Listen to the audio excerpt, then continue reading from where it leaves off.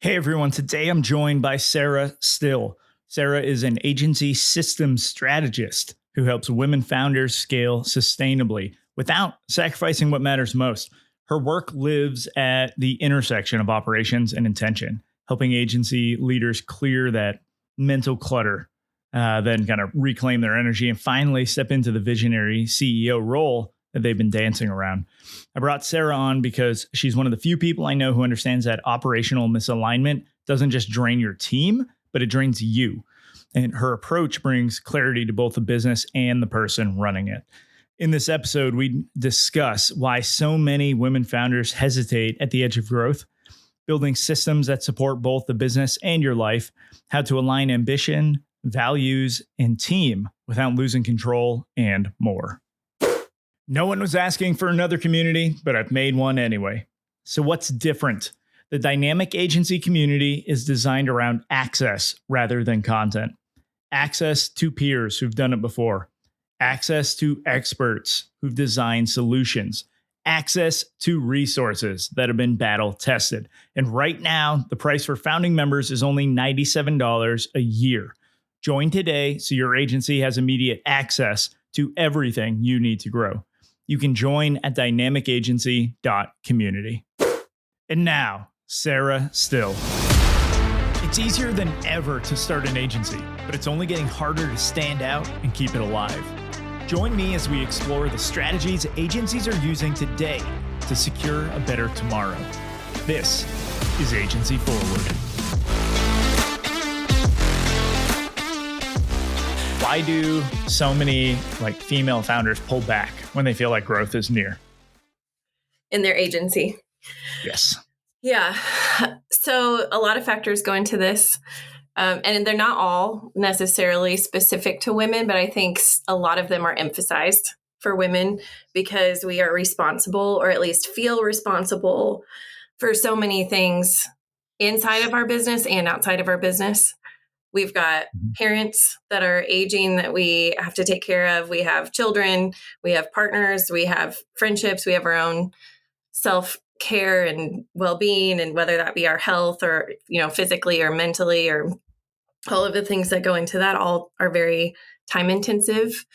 And I think there's a lot of guilt that women feel about the quality of performance that they put into every single one of those. And so then when you're balancing that with a business and growing a team and servicing clients, a lot of times the concern is that the quality of the client experience and the team experience be maintained, and fear that that won't happen if they continue growing. Mm-hmm. This might be a loaded question for a podcast, but why is this different than with men? Well, okay. Here we go. So I will give you a specific example first, and then we can go general, because I can't speak for everybody's situation. But 12 or so years ago, when I was hired into a very, very small agency that had two male co-founders who had no intention of growing an agency, but once they hired people who could put the structure in place, ended up with an agency, and over 11 years grew that to almost a $10 million agency. These were two men who not only had a leadership team of women who were not owners, but acted like owners. They also both had stay-at-home wives. So they didn't have to worry about meal planning, grocery shopping, cooking, laundry, childcare, educational decisions, medical decisions. Not that they weren't involved. They both loved their families and their kids very much. One of them actually had 8 kids. So it's not that he wasn't, yes. And he coached. Yeah. You almost need 2 stay-at-home moms for that. Almost. Well, I mean, when you have 8 kids, you end up having some extras, So it's not that they weren't involved, but they didn't feel the weight. They could be 100% engaged. And again, I don't want to take away from the fact that they still, and men in general still, if they're decent, are thinking and caring, obviously I'm not here to put boxes around people, but thinking and caring about their spouse and their kids. And so when stuff is happening like health issues, that's not to say that's not a distraction to them growing their agency. But Mhm. there's a lot more support that women either don't have because there's a lot of agency owners who are single moms. And so they don't have that partner. If they are married, that doesn't mean that person is, splitting responsibilities 50-50, or it might be that they're not able to if they're in a situation that doesn't have flexibility. So a lot of these things, I mean, it's not specific to the agency industry. It's just kind of society right now as we see it tends to lean Mhm. heavier on women carrying some of those at-home responsibilities. Yeah. But we get to talk about the agency. So let's get into like the actual, how do you hit with female founder is starting to grow. They're starting to see success within their business. What are some of the things that they should be focused on initially to make sure that they can actually maintain this momentum as they, continue to grow? Yeah. So I was thinking about this earlier, actually. I think 60% of it is mindset and understanding and having clarity in what they actually want, because one person's version of success in their agency is not the same as another person's version of success in terms of number of clients, the size of their clients, the size of their team, the services that they're offering, the scope of services that they're offering. So if they don't have clarity and don't have a clear vision of what they're trying to build, it's probably going to be pretty chaotic no matter what. If their mindset is scarcity driven or fear based, that's going to influence their agency and their success. And it doesn't mean they can't be successful, but it may mean that they never really feel stable or confident. So a lot of it comes back to that. Um, can you say your question again? Because I want to make sure I'm answering it And fully. what should they be focused on to maintain momentum? Oh, yeah. So mindset, clarity in their vision, making sure that the actions they're taking and the decisions that they're making align with the direction they want to go. Mhm. If they're shiny object syndrome is a very real thing for the classic entrepreneur personality. So if they are constantly scattered and Mhm. doing everything that they're, all the random things that get pitched to them through LinkedIn or, conversations they're having, they may not get the traction that they really want to see. Right. Yeah. Shiny object syndrome is very real. And it's one of my favorite channels in the dynamic agency community, just because it's like I love looking at the shiny objects Yeah. like everybody You else. probably provide a lot of the Um, shiny objects. I do. um, But then there's also the finance and operation side in terms of Mhm. are we continually evaluating the progress that we're making, and are we making decisions that are grounded in our current financial capabilities and where we want to go. It's pretty amazing to me how many agency owners don't actually have visibility into their finances, whether that be in Mhm. general or, at a P&L level where it's actually structured in a way to give them information that can drive Right. decision making. Yeah, that's a key piece, and we've talked this before Hmm. for the audience. The Wait, I'm not sure why. Let me rephrase.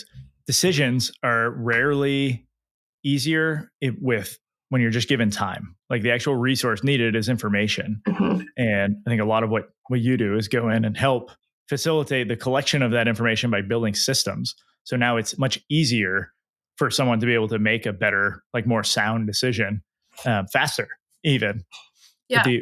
what why do like I don't know the right way to phrase this question because it feels commonsensical, like, hey, collect the info, right? Like I um think for one, it's overwhelming just too much because, information. well, and not just too much, but what is the important information? Because some of it, there's numbers and data and information. Like you could spend all your time organizing information, but is it actually helpful? Also, money in general. like there's a lot of mental stigma and emotional stigma around that for a Right. lot of people, whether that be because of the way they were raised, the example they saw in their parents. There's a lot of emotional baggage that can be attached to that sometimes, and so Mhm. people avoid it. Um, I don't know if this is gender specific, but I know a lot of women avoid that because the dynamic that they grew up in or that they experienced was not maybe an emotionally safe place to talk about money. And Mhm. so then it's something that even though they know this is what they need to do for the health of their business, it feels it's cringy for Right. them. So, one of the ways that they can get after the collection of information is just by delegating a lot of their responsibilities, right? They can delegate from a system standpoint, they can delegate the collection, how we put it together in a spreadsheet, how it's formatted, how it's presented. They can't delegate the full analysis and the full decision making. They can do Mhm. that in partnership with somebody, but at the end of the day, if they're not informed, it's very risky because they may then make decisions that don't align with their capabilities, Mhm. or they may say, I'm ready for some kind of exit and they're actually not, or they may be forced to exit because they didn't realize the financial situation they were in. So they cannot abdicate that responsibility as a leader. Yeah, and I should clarify part of my statement because there's someone from the army that's listening and they're going, I'm going to hear about it after. You can't delegate responsibility, but you can delegate authority. And so you can give people the power to make certain decisions and all that, but it still rolls up to whoever the leader is to make the final decision by getting that information and doing it. Yes. So if your Um, team is large enough and you have layers in place and you've established clear standards and expectations, absolutely. As COO, I made a ton of financial decisions that I mhm, didn't get approval on. If anything, most financial decisions were rolled back to me for final approval, but that doesn't mean that meant the owners could be unaware of the overall financial position of the company. And in fact, one of them preferred not to sit in on the finance meetings, and that ended up creating a lot of dysfunction between the owners mhm. because then he'd come back and be like, well, why was this decision made? Why was that decision made? And there was logic, but it didn't mean that he was aligned with it. How do you approach finding the right people to delegate to? So finding as in hiring them or like once they're on your team? Even internally, right? Like we know we need to have certain tasks handed out. How do I make sure that this person can handle these tasks and we're not going to, you know, struggle later? Yeah. So there's probably a handful of factors I think that roll into this. One is, are you setting them up for success with clear upfront expectations and standards? And here's how we do these things, and here's the outcome that we're looking for. And the more context you can give them, the better result they'll give you because they understand how it's going to be used or what needs, what the next steps are going to be. Mhm. So that's really critical. I am a big believer in very regular one-on-ones. So, my controller, like we were meeting, if not weekly, bi-weekly, just depending maybe on our calendars, but I didn't want anybody in the company meeting less than bi-weekly with their direct report because Mhm. sometimes there are things you just don't realize that they don't understand or they're struggling with, or and that gives you that opening for you to say, hey, what about this? Or them to say, hey, what about this? But then also I am a big believer in process driven accountability. So Mhm. as the systems are put in place, everything should function and flow in a way that if something is not done correctly or done, I guess it'd be easier to talk about this with an example, but let's say finances. If you delegate to somebody certain types of, whether it be reporting or decision making, even still having touch points where things will get caught if it wasn't done correctly. Mhm. I do not believe in babysitting or micromanaging. It's not my personality. I think we are all adults in agency world. And if somebody needs that kind of level of oversight, they're not the right fit for my team. And I wouldn't trust somebody with that kind of authority. Yeah, probably not the right fit for agency life in In general general, because of yeah. the speed is a little Yes. fast for But me to that's not to babysit. say there aren't that type of person out Mhm. there in the agency world. Yeah. Is there an order to the systems that you would look at establishing? Like, is there a systematic way to Like install systems? Like, priority. yeah, like a priority of functions. Yeah. So, I mean, my background is in accounting. And so all of my operational decisions are grounded in the finances. So that financial visibility would be a behind the scenes, like this has to be a priority if it's not already. From a system standpoint, like overall looking at an agency, client onboarding would be probably always number one, at least from a let's just take a look and make sure we've got the key points checked off. Mhm. Because you've probably talked to so many people about the importance of client onboarding, but that is kind of make or break when it comes to the client relationship. Mhm. Um, the so I always go back to the human experience. There's the founder experience, there's the team experience, and the client experience. So what processes have the biggest impact on those? Client onboarding has a huge impact on the client experience. That the one-on-one check-ins, the quality of those, the relationship between people and their direct report, whether that be the founder, if they're a small team, or if there's layers, that's a huge one from a team experience. Because if there's not a feedback loop that is safe, then you have no way of knowing what all of the problems are in your agency. And then that's a huge Mhm. risk, because either you lose clients because you were unaware, or you lose team members because you were unaware. So I guess essentially what I'm coming back to is everything that would feed into an employee satisfaction system. And then from a founder perspective, you know, this is going to sound very, very basic, but time blocking, like, do you have strategic time? Do you have time to look at your finances? Do you have time to have these higher level conversations? Because if you're just in the weeds doing all of the day-to-day work, then that's a pillar that's on its way to crumbling. Yeah. I mean, it sounds basic, but I'm sure 80% of the audience does not have actual time blocking on their schedule. Yeah. Like it was even a hard lesson learned for me when I was in my CEO role, where it's like Thursdays became no meeting days, like internal work. Yeah. We're not doing like unless you have to talk to someone because there's like it's mission critical. Everybody just put your heads down and get to work. Like Yeah. whatever you need to do. I didn't do it, honestly, until we were about 60, 70 people big. And I was like, every free hour, I have to know exactly what I'm spending my time on. Otherwise, Mhm. it's in Slack. Like, there are so many, I was in every client channel, I was in every internal channel. Right. And that was not a bad thing if I was disciplined with my time. So when I had time blocks, I labeled on my calendar, this is the project I'm working on. This is the process. This is the thing, whatever it is.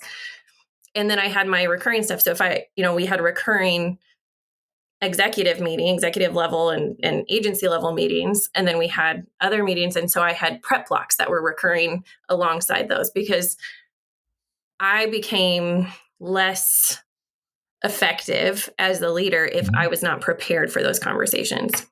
Right. Sharpening the axe. Mm-hmm. Something that we had done in Slack, and this is like a super tactical thing. But Left. when we were in Slack, in order to not be in every communication, because we were like myself and the founder were in all the Slack channels, Mm-hmm. we'd not pay attention to them except for notifications that you could set. So if certain keywords were used in conversation, then we would go check it out. And there are common words that our team could use in order to kind of They knew it was make sure Slack. that we're paying attention, but like the client wouldn't even notice necessarily. Yeah. I'm super lucky because I read very, very quickly. So I could skim Mhm. a very long thread and get the gist of it and know, like, oh, do I need to insert any kind of, hey, let's make sure Yeah. you're thinking about this or whatever. So I was fortunate on that regard. I do know people who it was just overwhelming. And at that point, Yeah. like, okay, what is really critical for you? And one of the best, this is not something I would prioritize at first, but it is something I would do pretty early for an agency if they don't have it, is a problem solving process, which Mhm. essentially wrapped in both the thought process. It was like a thought exercise that we go through anytime, particularly client issues, but then also sometimes internal issues were raised, so that the team was empowered to walk through this thought exercise. And then it also involved, like, it was Mhm. all embedded with an escalation procedure so that I knew as it got to their director and then as it got to me, it wasn't like we were just Right. repeating, wasting all of this time we had where they're just having to fill in a new Mhm. person every time. All we had to do is go back. We could see the whole conversation. Right. And we couldn't, like, it was all public because we were big believers in keep this in the main channel. Like, we're not DMing about this stuff. Mhm. So if it's there, then, I can be aware of it, but I'm not engaging in it. And again, discipline as a leader, I'm not engaging in it until I'm called upon because I Right. want my team to handle it without me. Mhm. Yeah, that's a good approach. I had put a Sunday calendar block that had like the description for it was for a 6-inch putt, which is what we called these meetings where if the team needed something, they could just schedule one of these with me in certain windows. But they had to copy the description from that event and paste it into this new one and answer the questions. Yeah. And usually just the process of answering these Yep. questions, they were like, oh, I don't need a meeting. It's like, Exactly. all right, we're good. Exactly. And that's Yeah. going back to your question about how do you, I forget how you said it, but basically, how do you trust someone or empower someone to take authority? Mhm. That was a huge part for me because I've learned that the way my brain works, and I'm a very much internal processor. So Mhm. somebody on the outside may not realize how my brain works because I'm going through all of these thought processes before I ever say something out loud. So the more that I could be self-aware and then document how I'm thinking through this, then I could hand Mhm. that to somebody and then they could take that over because they could walk through that. And I knew Right. everything I would think about has been thought about. Do you ever do certain thing like one of the recommendations I had for one founder was just to record himself doing everything so that he could hand that video now. Like it would take him a little longer for this iteration to like do the work himself, but he's talking through and explaining what he's doing as he's going. And now that video is just handed over to the rest of the team so they can create a process, they can follow the work and see all that. Do you have any tricks that you're using like that to help make these systems actually flow? Like, So different people think differently. mhm. Okay, let me think about this for a second. Because the reason I'm pausing is because I don't care to do that myself. And I think Mhm. my struggle with it is because I'm such an internal thinker that to then, like, it is a lot of work for me to then be like, what am I saying? What am I Mhm. thinking? And then I have to say it. And then I have to think about what I'm thinking next. And then I have to say it. It's a lot easier for me to sit down with a doc, do it, and actually write it out in Right. steps, like write out my thought process. I think just because of the way my brain works, that's easier. Mhm. Now I know a lot of people that can, like, oh, go click and there's these softwares that'll record what you're doing and make a transcript. Those are awesome. That's Mhm. great. I don't think I am built for those, but I think people that can communicate in a way that does that, that's great. But I think either way, whatever tool or method you're using, in Right. order to scale, which I assume is what you're getting at, Mhm. we have to be able to get what's inside of our brain out and built into a system that people can then take and use without it being clunky and overdone. Right. Yeah, way less about the actual output, more about the outcome in Yes. this regard. Yeah, and even if, Um, like, if you want a video output, which part of that might be the issue too. I don't care to watch a video. mhm. And again, I read very quickly. I consume and process that information very quickly. So I would rather have a resource I can go back to and read. Different people learn in different ways and retain information in different ways. So I think the more of the different, like, written, video, verbal, like, the more things you can have, the better, so that everyone Mhm. can have the resource they need in the best way they can use it. But Let's say we do have good processes. Our agency is structured well, we're good, but now we're starting to find some challenges popping up. How do we know when we've outgrown our current systems? this is why I love agency life. because there is always a problem and there is always Mhm. something to solve. It's always too many problems usually. Yeah. I mean, if you don't have an ops person. Yeah. There you go. So if it feels like chaos, clue number one, like, I don't think this is a hard Mhm. thing to figure out. If stuff is breaking, if people are confused, if, you know, all the pains, if you're feeling pain, if you're feeling stress, then something's not working. It doesn't, whether it's because you outgrew it or you didn't have it great in the first place. Mhm.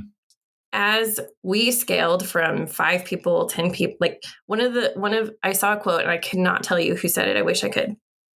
And I saw this when we were about 12 people big. So we were big enough that I knew it was true based on past experience.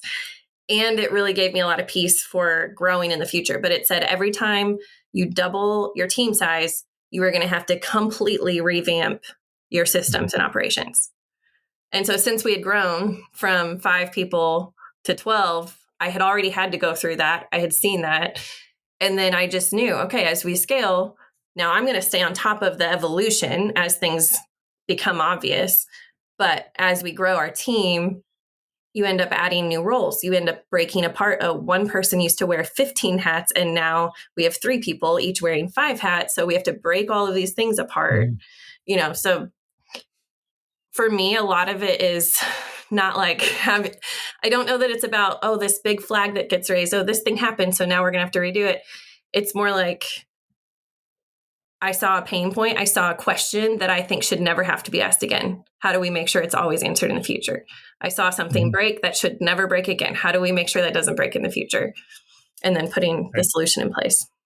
Do you keep a log or something like I in should order to have. prioritize? I should have. Oh, like Yeah. to prioritize like current action? Like, well, even as like Yeah. problems are coming up and you're annotating, it's like just because you see the problem, you don't immediately go fix it, right? Like Yeah. we're going to take some So time. yes, yeah. When you said log, what I wish I had done was kept more of like a historical record. Here's all Yeah. the things over Right. 11 years and growing an agency to 10. Like I wish I had kept a log of all the things, but no, I had a tracker that it was a Google sheet. Like I had my own. Mhm. I had to have my own place. I wasn't expecting anybody else to use what I used, but I needed it to work for me. And Mhm. I listed everything, every tiny thing. Like a Slack message would pop up and be like, that shouldn't have to happen. What do we need? And that goes back to another key principle Mhm. that you didn't ask about, but I will share anyway. I always, always, always, if something breaks, process before person. This is Mhm. probably like benefit of the doubt 100% of the time. This was probably a process problem, not a person problem. I fixed the process. The pattern continues. Okay, now it might be a person problem. Now we're going to have Mhm. conversations. But when people would come and say, hey, I really effed this up and this thing happened and we spent this money out for the client. Now we're going to have to credit. Like, okay, what happened? Why did it happen? How did it happen? Oh, we should have had these triggers in place. We should have had these tasks in place. But if we had all the things in place and someone came and said, I did that, like this thing happened, I'm like, you checked the task, Mhm. but you didn't do it. Now it's a person Right. problem. Yeah, like the thinking behind it, because like often it also puts a like the onus on the leadership to be able to say like what could I have done for this not to have Yes. been a problem. I think a But lot of people are very quick to pass blame, but like it 100%. flips it, right? I mean, I don't know how many agency employees listen to your podcast, but I guarantee you 90 plus percent, 95 plus, 99 plus percent of agency employees have worked for agencies where all of the responsibility is on them to do Mhm. things well when they were not set up for success. They did not have clear standards, clear expectations, clear process. And yet, and not to mention that, but then they get handed a client who probably was set up for false expectations in terms of Right. the deliverables or this timing and things like that. And then the team's like, I don't know how to do this. I don't like, is this even realistic? If so, Mhm. how do we do this? And that is on leadership. Yeah. If you could go into an agency and there's like one thing that you like immediately you're going to make sure is fixed and working, and you might just echo your answer from earlier. So I'm kind of hoping it's a different answer, but yeah, if you just had to walk into an agency and you're like, this is the first, I'm going to make sure this thing is humming first, and then we can look at everything else. What's that first thing? How old is the agency? Let's do some tiers. Let's say the agency is probably between 500 to a million in revenue, 6 or 7 team members, like short for the first one. Okay, so they've been around probably 3+ couple years. Sure. 2 to 3 years. Yep.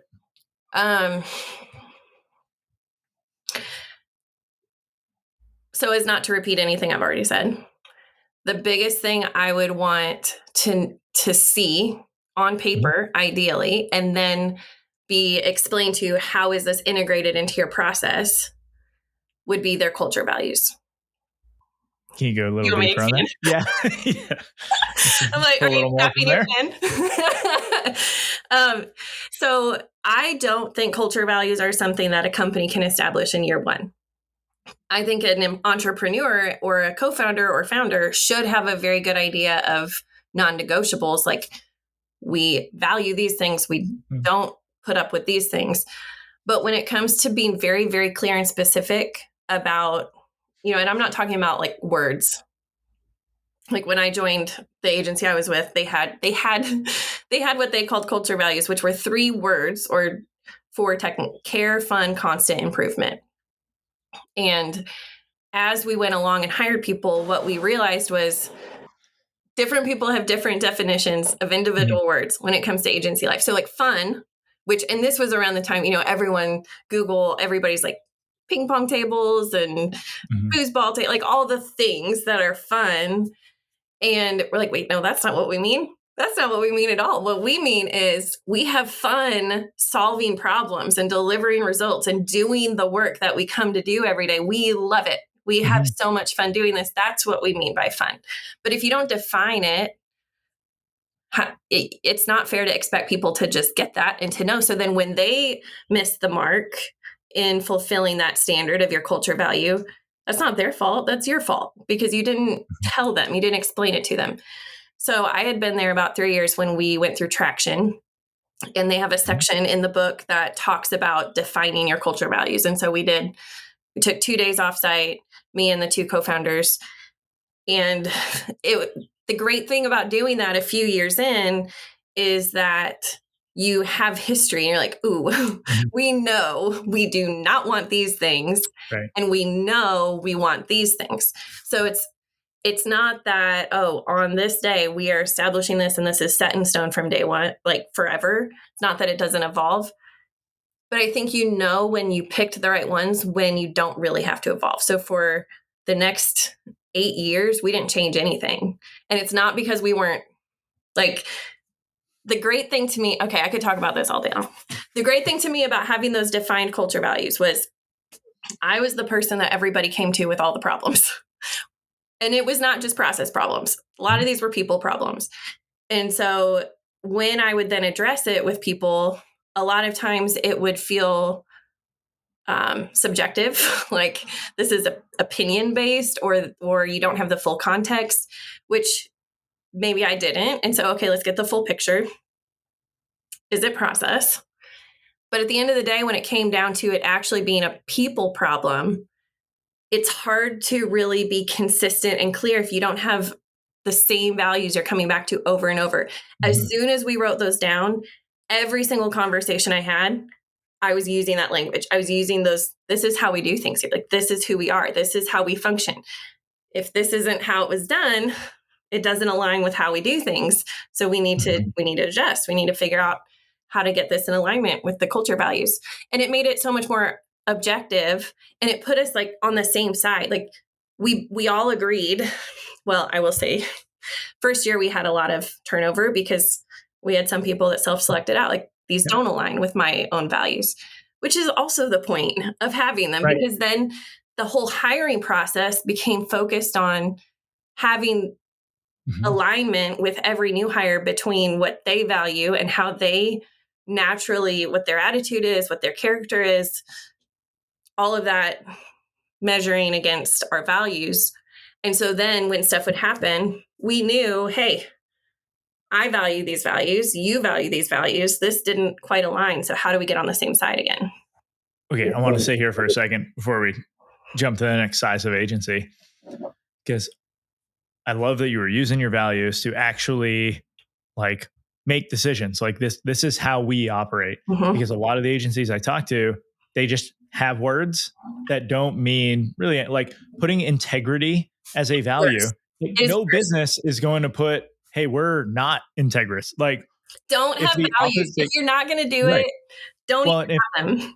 exactly. And if the opposite can't be true, like no business would put that, then you're just stating what every other business is stating. So like you're not actually differentiating within your values and being able to say, no, this is how we do it.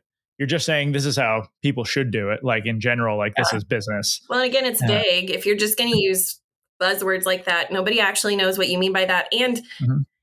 it's so much, you lose so much trust because when you Yeah. choose words like that, like even between two co-founders, their definition of the word integrity could mean different things in terms Right. of actual behavior and actual decisions and actual like things that they say or do in individual situations. Mhm. So then as a team, watching their leaders and saying, I thought our value was integrity, but you just did that.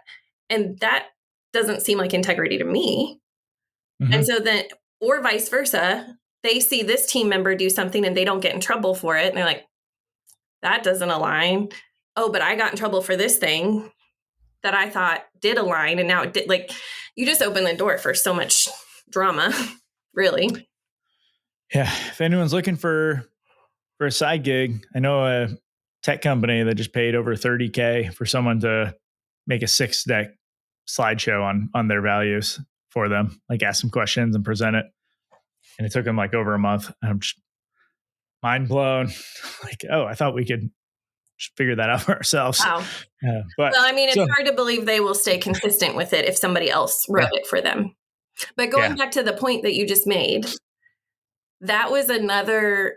So there was the handling people side that I found culture values to be so helpful with. The other thing was it did make my decision making so much more black and white, especially when it came down to how are we going to handle this client situation or how are we going to handle this business situation? Because when you have, and we had 17, like at the end of the day, we still had 3 categories, care, fun, and constant improvement, but we had 17 statements that defined what they Mhm. were. And it wasn't like, could I stand there and list all 17 to you? Like I could probably come close. That wasn't the point though. The point was situationally, I knew this one, and this one inform the decision I'm making. So I don't have to have a Mhm. question. I know this is how we handle things. Right. So let's move to say 3 to 5 mil agencies. What would the first thing like system that you'd look at Oh, I would fixing and making say sure is if they're established not a startup, I would say culture across the board. across the board? Across the board. Every That's the first thing you're gonna, even like $10 million agency. It's like Especially the so bigger okay. the bigger they are, the more important it is because now Yeah. you have levels of leadership. At a Mhm. $10 million agency, I am not everybody's direct report anymore.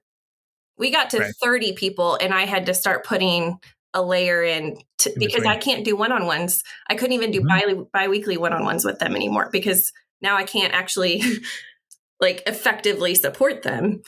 Right. So as you put layers in, if you don't have that clarity around your values and your decision making, you could have a mess in this pocket, in this pocket. Like Mhm.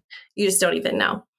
And So again, that is like on top of the priorities I listed earlier, like obvious financial visibility would be from a practical standpoint. mhm. Yes, that'd be huge. So yeah, maybe that should be the better question for how I phrase it. Let's assume that they've solved for the culture piece in the as a smaller agency. Now at 3 to 5, culture's good. What would you say is the So culture, finances, um, let's see. And we're saying 20 people ish at that size. I'd be looking at like capacity planning and pipeline. So you've got two sides of the same coin. Do you Mhm. have do you have the lead flow to sustain, and it's not even about sustaining growth, because maybe you don't really want to like push for growth, but we know there's going to be churn. It's just inevitable. And at this point, like there are so many other factors that didn't used to be a factor 10 years ago, 5 years ago. So you have to be able to solve for that. Otherwise, now you're having to affect people's lives in ways that you're responsible for. And that's another tangent, but you're responsible for these people. You've made a commitment to them. And so if you don't maintain your pipeline, you're failing in your commitment and responsibility to your team. So that's one side of the coin. The other side of the coin is the capacity side, because if you are not, and it goes hand in hand with efficiency, I suppose, in terms of your processes, because if you are not either consistently increasing your efficiency or maintaining your capacity to handle the load that your pipeline you're bringing in, your team is going to get burnout, and that's going to affect your client experience, your team experience. You're going to lose people.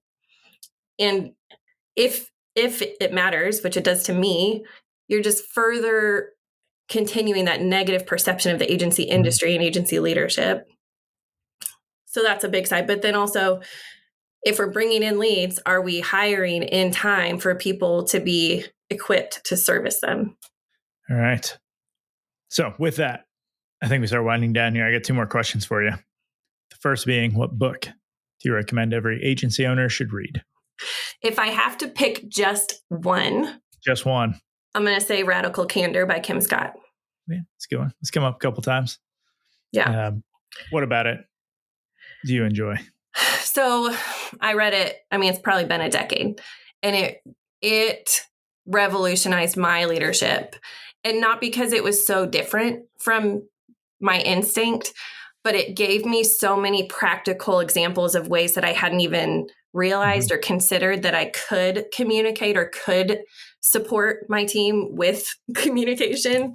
And then being aware of other people's communication styles and be like, that's actually not super helpful. Right. Maybe let's consider how we're doing that. And then it really informs those culture values and expectations. Like, how do we communicate here? How do we treat people here? How do we handle situations?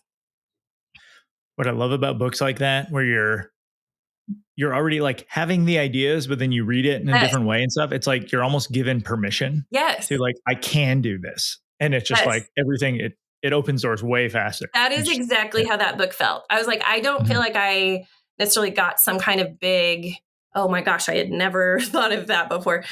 But, and her stories were just incredible because of her experience being in 3 completely different cultures between Apple, Google, and was it Microsoft? Facebook. It was Facebook, Apple, and Google she was at. And hearing the stories about the 3 different cultures and how these principles supported her experience as a leader at all of them, that was great. I want to say one more though. I'll let you. I was actually looking for it, Radical Candor, but I have Fierce Conversations is back here. Like, Radical Candor is somewhere else. Yeah, mine are down. What's the second one? Okay, the second one you probably haven't heard as much of, but I think this is so important just for humans, but especially also for agency owners. It's called Letting Go: The Art of Surrender. And it is so helpful. I think this is everybody, but anybody that has traumas or past toxic experiences, like for myself, especially when you become an entrepreneur or are an entrepreneur, because it has been mind-blowing to me how much all of the crap inside of me has to be dealt with for me to be successful as an entrepreneur. I have to deal with it. And there were things that I didn't even know were blocking me up. And there were ways of handling that were actually so easy. And I just had not only did I either have no idea, but I was actually afraid of doing them because I thought they would be painful, and then they weren't. And it was it's the baggage just like melts away. And that book is not necessarily my favorite, like, reading experience. Just, it's kind of an older style of writing, but the content is so worth it. I've got currently 13 years of experience in the Army, so that I'm sure Yes. it should be is Yes, influencing you some should things. read it. It is if you anybody who is the way I read is I'm always looking for application and I'm like trying to apply it immediately. So that book took me a while to get through. But it was life-changing, really. Awesome. Yeah. It is now added to the list. Last question. Where can people find you? They can find me on LinkedIn, Sarah Still, or vividimpactpartners.com. Or email, I guess, sarah@vividimpactpartners.com. Sorry, it's so long. No, we'll have all those in the show notes to make everyone's life a little easier. But all right, Sarah, thank you for joining. Yeah, thanks for having me. That's the show, everyone. You can leave a rating and review, or you can do something that benefits you. Click the link in the show notes to subscribe to Agency Forward on Substack. You'll get weekly content, resources, and links from around the internet to help you drive your agency forward.